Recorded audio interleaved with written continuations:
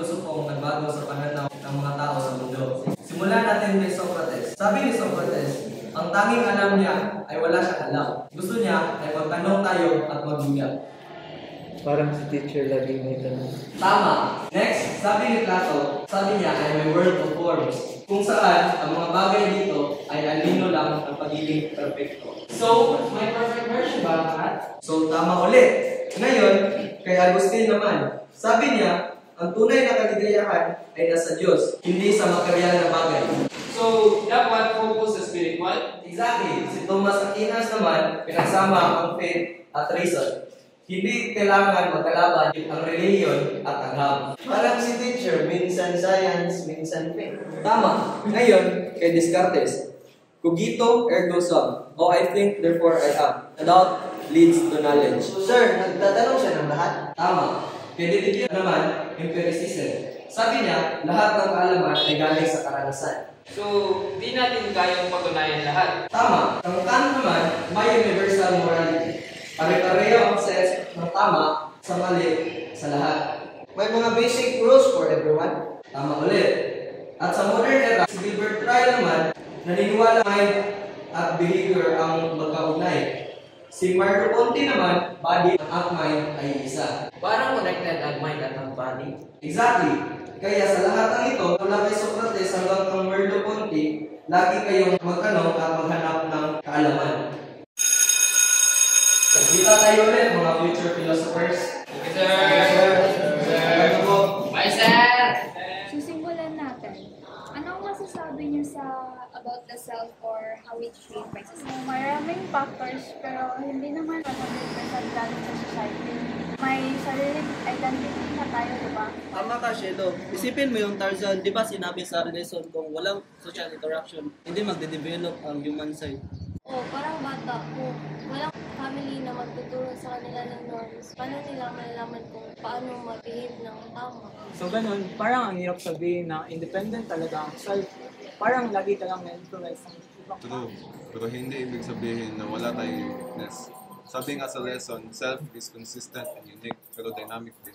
Exactly. Tsaka depende rin sa culture natin. Like Filipino values, like may utang na loob and bayanihan.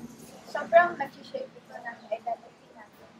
Pero di ba minsan yung culture na mismo nagpapahirap sa self-expression, like sa gender roles, boys should be what, girls should be girl. Oo, minsan unfair, pero may progress na siya. Lalo na may feminism and LGBTQ+ movements. Kaya nga mahalaga ang social interaction.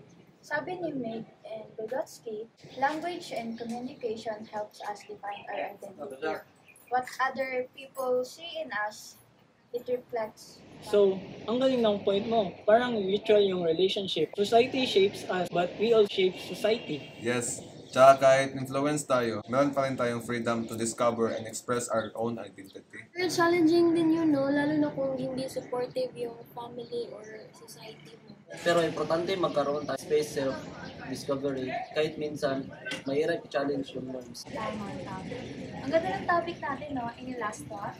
Understanding ourselves means understanding how we interact with society. It's not about separating the two, but in balancing. And letting everyone express who they are without judgment. Perfect. Thanks, guys. Let's continue this sa next break. Guys, may tanong ako. Ano ang masasabi ko? Ang dami kasi treatment. Sabi kasi sa lesson, the self is cognitive construct.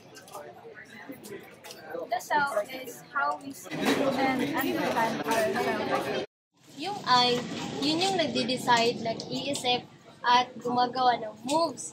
Yung me, yun yung parang selfie mo na nakikita mo sarili. Kaya isipin yun. Kasi yung me po, lagi na lang may negative. Bakit naman? Kasi I always compare myself naman. Kagaya ni Alex, natural leader. Si CJ, analytical. Si Kim, coachable. Si Kenneth, naging masaya. Paano naman ako? May upward comparison. When we look at people, we think they are better than us. And minsan, bumababa yung self-esteem natin. Pero may downward comparison din. When we compare with people na mas worse off, it can boost our self-esteem. Like Danilo, hindi mo kailangan i-compare yung self mo. Kasi sabi nga ni Kyle Roger, life is always changing. Thank you guys. Siguro nga, I need to focus on myself na lang. I need to focus what I can do instead of what I cannot do. Yun naman pala eh. Very good. Good morning, class. May gagawin tayong activity ngayon. So, group yourselves into groups.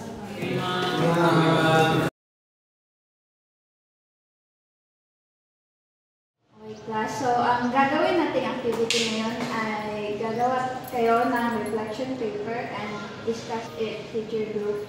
So, bibigyan ko kayo ng 2 bond paper at PDFs na kayo. Simulan na natin ano ang pangunahing pagkakaiba ng pananaw sa sarili, sa kanluran at silangan. Sa kanluran, focus sa individualism. Ang sarili ay hiwalay at natatangi. Sa silangan naman, konektado ang sarili sa lipunan. Mas mahalaga ang relasyon kaysa unique.